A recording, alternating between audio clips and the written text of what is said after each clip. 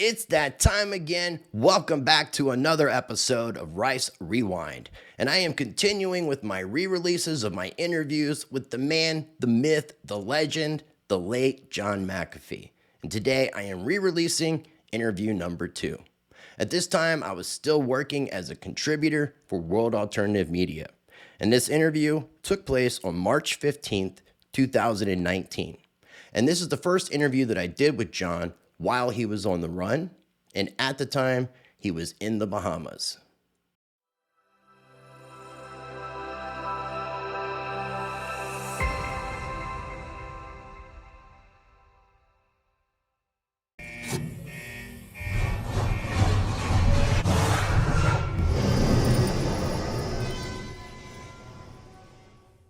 Thank you, ladies and gentlemen, for joining us. I am Chris Rice Crypto with World Alternative Media, and today I am joined by a returning guest, the infamous John McAfee, who's actually joining us in exile on an island called the Great Exuma. And this is a man who's definitely never shy to share his opinion on anything. So, John, again, I want to thank you for coming out and joining us today. Well, thanks for having me on. You're giving me something to do for the morning. That's awesome. You know, one of the things I wanted to ask you about is right now, the last time I interviewed you, we had talked about your run for presidency in 2020. And it looks like right now you're kind of running that presidential campaign in exile. Yes, I am. Some people may not be familiar with why you might be in exile. Do you mind elaborating a little bit about what's been going on? Well, as a libertarian, I'm one of those libertarians that believes that income taxation is theft, that I have a natural right, a fundamental right to earn a living. And anything that diminishes that right is illegal and unlawful. And the government diminishes it by making me work for them for 4 months out of the year. Well, I take issue with that. 8 years ago, I simply stopped paying taxes, period. I sent them letters every year saying I'm not filling out an income tax return. I believe taxation is theft. You know where I live. And so for 8 years, they left me alone. Now that I'm running for president on a platform against the IRS, among other things, they took issue, and on the 22nd of January, convened a grand jury to charge me, my wife, and 4 of our campaign workers with unspecified felonies. Oh, wow. So does that mean that there's warrants out for your arrest in that sense? Does that mean what? Does that mean that you have warrants out for your arrest? Well, I don't know yet. There's been no result from that grand jury. They're either still deliberating or they're being fed more data, or the IRS prosecutor is keeping something else secret. I may not have been found guilty by the grand jury, guilty enough to be charged, right, or I may have. So in any case, I'm staying here throughout the duration because I cannot risk being arrested while I am on my campaign, because I will lose access to the public. Now, after this is over, I'll be happy to turn myself in. Okay, that makes complete sense. And speaking of your campaign, do you want to elaborate a little bit about the platform that you're running on specifically? Because that's one of the reasons why I like talking to you about this subject. Oh, my platform is very simple. I believe that our government has gone insane, that it is paranoid of us, its citizens, that it has become the world's policeman to a ridiculous point, where we're involved with giving advice to governments, where we as a nation do not speak their language, understand their history, their culture, their religion, their political affiliations or alliances. And we have the arrogance to tell these people what to do. And if they don't do it, we drop bombs on them. Now, this is another aspect of our insanity. I think that we as citizens know nothing about the truth of what our government is doing. We are fed disinformation from the CIA through the State Department and other parts of our government. And it is not true, none of it. It can't be.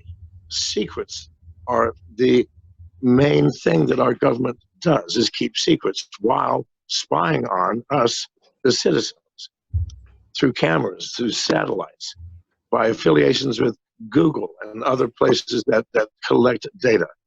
So it knows everything about us. We know nothing about it. And so to ask about what would we do about immigration, what would we do about this, it's almost impossible to answer because we don't have the facts. Right. We have only the facts that the government wants us to know. So for me, we have to first solve the problem of this overburdening government. We have to get the government to tell the truth. I want to have everybody just voted out and randomly pick people. Would it be any worse? No, it would be much better because whoever was randomly picked would take dozens of years to form a power structure that is as burdensome as the power structure that we currently suffer under. Okay. So how is everything going with the campaign since you're doing it from not being here in the States? I noticed that you're trying to make you're trying to get some people on a global level and an international level that are also trying to help campaign for you as well. Can you elaborate why you're taking that stance? Well, there are a couple of things. The fact that I am in exile is attractive to the news. So I have no trouble in getting my message out. And the fact that I am running a campaign in every country, currently only in England, Ireland, Germany, China, Russia, and Austria. But I intend to be in every country with country managers. Why? People think it's crazy because these people can't vote in Ireland or Russia. However, all of these countries have a great interest in who is going to be POTUS and what the issues are. Why? Because if a warmonger gets in, for example, everybody is shivering and worrying about what the might of the U.S. is going to be manifest as. And if someone who reads books and is a pacifist, that's a different story. So they're all interested. And what I am doing through these country managers is getting videos of me presenting things and people asking questions, which I intend to then display here in the U.S. so that we can finally see why we are so disliked in the world, why America is so distrusted and feared. And I think if we see the truth of this, maybe we'll look in the mirror and change somewhat. That's awesome, man. That's really great because, I definitely talk about something on a daily basis that I call practice change, where I encourage people to be that change that they want to see in the world, that quote that came from Gandhi. And I think the more of us that be that change that we want to see in this world, the more that we can actually change this world. So I think that's awesome that you put that. Now, one thing, too, that I just noticed recently on Twitter is that you've been posting something about asking people if they want to come to the island of Exuma and volunteer and help out with your campaign. Yes. That's something I'm actually considering doing on a personal level, and I'll talk to you about that another time. But do you want to go into that a little bit? Maybe tell people what you're looking for?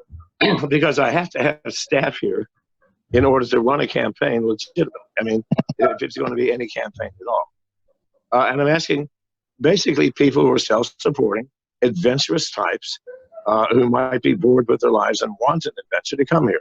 Because this is an adventurous place. It's certainly the most beautiful island on the planet, which is why I chose it for my exile. It's a very simple place, 900 people in this town, Georgetown, only 7,000 on the entire island. Now, these are the people, by the way, if I am extradited or an attempt is made, who will be my jurors in choosing whether or not I am extradited back to the States. And I've integrated will into this population here. So yes, anybody who does want to come, if you're truly willing to cooperate and help, please come on down. Yeah, definitely. And you can check all this out on Twitter. And there's a Google document that goes into some details about some of the specifics and stuff like that. So again, it's awesome that you're inviting just the everyday person to be able to participate in something like this. That's what I think is really cool about you being so down to earth and open-minded when it comes to things like this. And another thing that you're doing, I'm an everyday person just like everybody. There's nothing unique about. The only difference between me and anybody else is my name is known. You don't know me Well, anymore. you're kind of a legend and living legend, man. You All know, right, but still, it's a legend of name. But you've I done am a as lot of things in your lifetime. pardon? Well, You've done a lot of things in your lifetime. yes, I have. That's true. That's because I retired early. That's good. One last thing I wanted to ask you about was your $1 million Bitcoin bet. Yes. Before I go into, I wanted to find out your reasoning behind it. I have an idea of where you're at, but I just wanted to get an idea of like where your reasoning was as to come up to the conclusion that by the end of 2020, one Bitcoin will be worth $1 million, or else you said you would eat your private part, your member. Well, I base that entirely on the usage of Bitcoin and the extrapolation from its growth, which it is holding.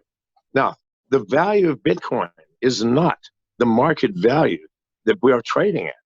The true value of Bitcoin, and this will become apparent certainly within the next year, is the number of people using Bitcoin for purchases and sales. Please God. If the entire world is using it, we're talking about a $10 million coin or a $20 million coin. And based on pure extrapolation and simple mathematics, I can't possibly lose this bet. The world will come to its senses between now and the end of 2020. I mean, that's 19 months away. Right. No, it is. And one of the things I was curious is whether or not you were taking in the fact that there's a possibility of the crash of the US dollar. Well, of course I'm thinking of it, because as Bitcoin and cryptocurrency grows, fiats will devalue.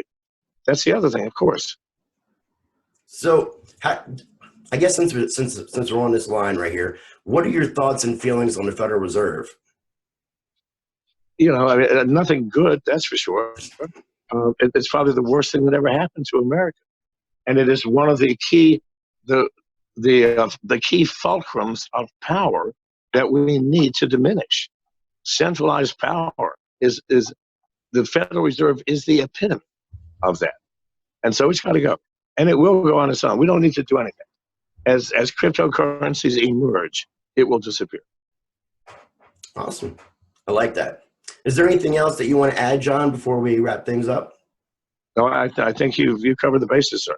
All right. Well, I do appreciate you joining us. I encourage everybody to like, subscribe, and share this video. Definitely check out my own personal YouTube channel at Rise Crypto.